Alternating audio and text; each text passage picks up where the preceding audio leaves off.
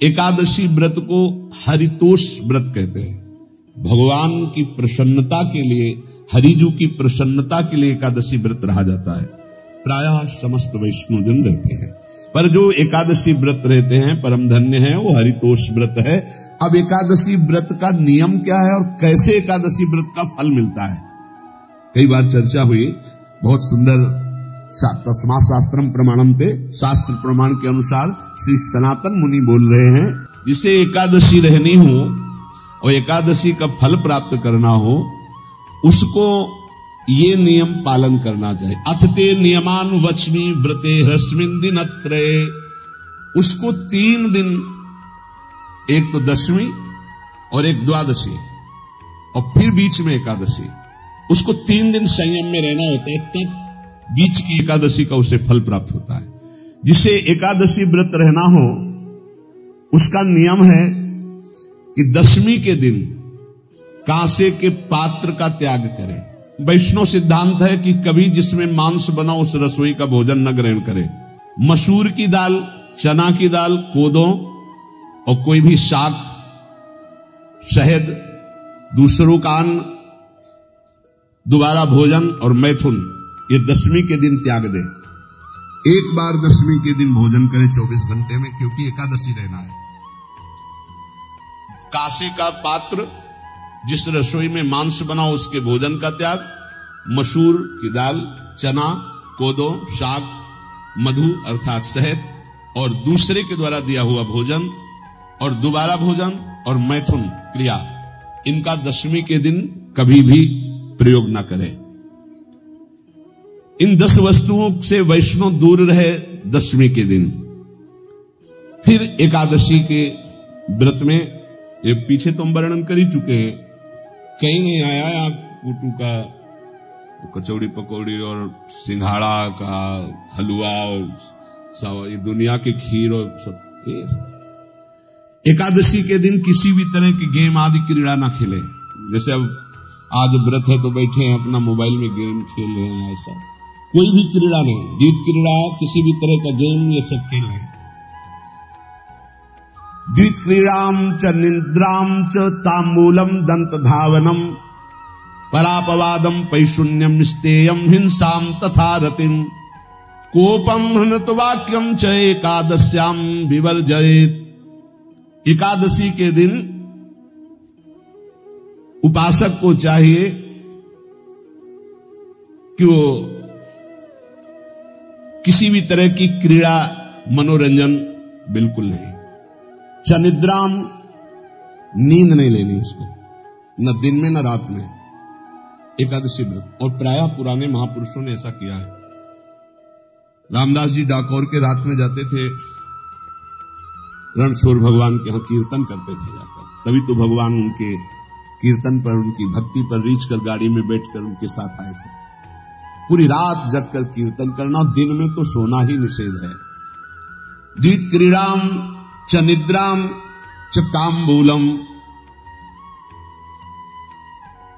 पान खाना निषेध है एकादशी को, बिल्कुल नहीं, जो व्रत रह रहे हैं।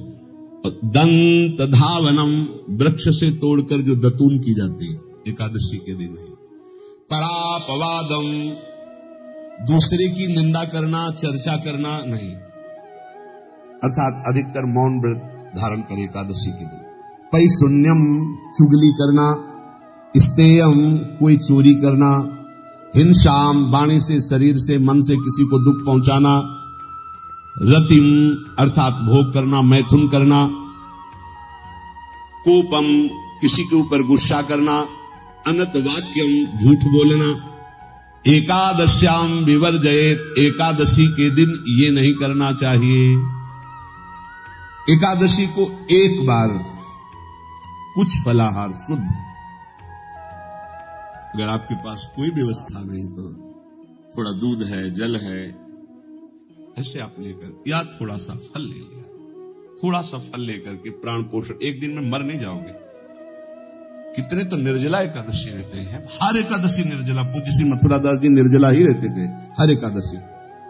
चलो भैया, आपकी सामर्थ्य नहीं तो जल 2-4 बार ले लो, एक बार थोड़ा सा दूध और फल ले लो, चल जाएगा काम, प्राणों का पोषण हो जाएगा। ये आचरण न करे, एक बार कुछ आहार ले ले, वो भी शुद्ध भगवद अर्पित प्रसाद। फिर द्वादशी को काश्यम मांसम सुराम छौद्रम तैलम वितथ भाषणम व्यायामम च प्रवासम च पुनर्भोजन मैथुने अस्पृश्य स्पर्श मासूरे द्वादश्याम द्वादश त्यजेत। काश के पात्र में द्वादशी को भी भोजन न पावे, जिस रसोई में मांस बनाओ उसमें आहार न ले, किसी भी तरह का नशा द्वादशी को न करे, शहद न पाए, तेल के बने पदार्थ न पाए, मिथ्या भाषण न करे और बहुत शरीर का व्यायाम न करे, बहुत थकावट वाले कार्य न करे, दोबारा भोजन न करे, एक बार द्वादशी को भी भोजन पवित्र, मैथुन न करे, जिसका स्पर्श नहीं किया जाता ऐसे पदार्थों का स्पर्श न करे और मसूर की दाल न खाए। द्वादशी को जो इन नियमों का पालन करता है, दशमी द्वादशी ऐसे और एकादशी ऐसे, तब उसे एकादशी व्रत का फल प्राप्त होता है। जो इस पद्धति से एकादशी, ये जो मनमानी है सब नहीं, हर पदार्थ मिल जाएगा आपको फलाहार में, हर पदार्थ हमको बताया गया कि आपको जो चाहो सब पदार्थ फलाहार का।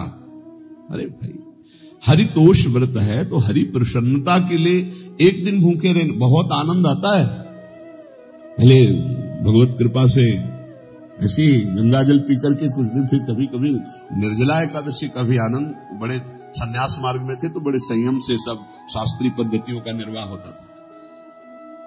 उपासक को चाहिए कि इन नियमों से व्रत का अनुष्ठान करे, मनमानी आचरण न करे। सबसे प्रार्थना जो एकादशी रहते हो, हरितोष व्रत इसे कहते हैं, भगवान की प्रसन्नता के लिए रहा जाता है, रहना चाहिए। जो अपनी आचार्य परंपरा में है जैसे, जिनका सिद्धांत है, पर रहने का सिद्धांत ये श्री सनत कुमार जी वर्णन, श्री सनत जी महाराज, ये सनत कुमार जी वर्णन की। सनत जी महाराज कह रहे हैं, यदि भगवान का आश्रय नहीं, सत्संग नहीं है, तो इन चार में से एक हो तो नाश कर देता, फिर चारों हो तो सर्वनाश हो जाता है। यौवनम धन संपत्ति प्रभुत्व विवेकता एकैपमप्यनर्थाय किमु यत्र चतुष्टयम्। यदि सत्संग नहीं है, यदि भगवत आश्रय नहीं है, खूब धन हो, जवान अवस्था हो, बढ़िया पद मिला हो, प्रभुत्व चलता हो और अज्ञान हो, फिर क्या कहना है? बोले चारों जहां मौजूद होते वहां सर्वनाश का खेल शुरू हो जाता है। अगर इनमें से एक हो तो सर्वनाश करने में पर्याप्त है, अगर चारों हो तो फिर क्या कहना है? यौवनम, जवान हो, धन संपत्ति, खूब रुपया पैसा हो, प्रभुत्व, कोई पद हो, कोई अधिकार हो बड़ा, फिर अविवेकता और अज्ञानी हो, तो बोले एक नाश कर देगा, फिर चारों तो नाश ही कर देंगे। अगर सत्संगी है तो ये चारों महान कार्य कर देंगे। क्या यौवनम, जवान है, खुद दूसरों की सेवा, मेहनत पूर्वक धन संपत्ति कमाकर माता पिता की सेवा, परिवार की सेवा। ये माता पिता, हमारा वेद कहता है, मातृ देवो भव, तैत्तरीयोपनिषद, मातृ देवो भव, पितृ देवो भव, आचार्य देवो भव, अतिथि देवो भव, यान्य नवद्यानि कर्माणि तानि सेवितव्यानि नो इतराणि, यान्यस्माकः सुचरितानि तानि तोयोपास्यानि नो इतराणि, ये के चास्माच्छेयाः सो ब्राह्मणाः तेषां त्वया स्नेन प्रश्वसितव्यं श्रद्धया देयं अश्रद्धया देयं श्रिया देयं ह्रिया देयं धिया देयं संविदा देयं। वेद कहता है, मातृदेवो भव, माता साक्षात हमारी भगवान है। देव हरि को कहते हैं, केशव देव जैसे कहा, हरि को कहते हैं, गोविंद देव, मातृ देव, माता भगवान है। हे धिक्कार है उन पुत्रों को जो अपने माता के द्वारा पोषित किए हुए शरीर से हाथ उठाते हैं अपने माता पिता के ऊपर। नरक में तुम्हारी जो दुर्दशा होगी भोगोगे। एक हमको दिखाया गया दृश्य कि अपनी माता की कोख में लात मारता, थप्पड़ मारता है, पिता बैठा है उसको लात मारता है, थप्पड़ मारता है, बाल घसीट कर गेट तक माता को ले जाता है। अब इनकी जो दुर्दशा होगी ये बोल नहीं पाएंगे, बता नहीं पाएंगे। ऐसी जगह मारा जाता है कि बस तलक्षते हो, कुछ कह नहीं सकते, घोर नरकों की प्राप्ति होती है। वेद कहता, तैत्तिरीय उपनिषद, मातृ देवो भव, ध्यान से सुन लो, सत्संग है, ये माता साक्षात भगवान है। अगर तुमने मारा, वाह भर करके इसके आंसू गिरे, जितने आंसुओं की बूंद से भूमि के कण भीनेंगे उतने कल्प तक नरक भोगोगे, ध्यान रखना। तुम्हारा कभी यश, कभी कीर्ति, कभी श्री, कभी हिरी, ये कभी तुम्हारे उदय नहीं हो सकते। तुम्हारा सर्वनाश हो जाएगा अगर मां पे हाथ उठाया। पितृदेवो भव, पिता साक्षात भगवान है। देखो भगवान अवतरित हुए तो प्रात काल उठ के रघुनाथा, मातु पिता गुरु नावहि माथा। आचार्य देवो भव, माता साक्षात भगवान है, पिता साक्षात भगवान है, आचार्य गुरुदेव साक्षात भगवान है।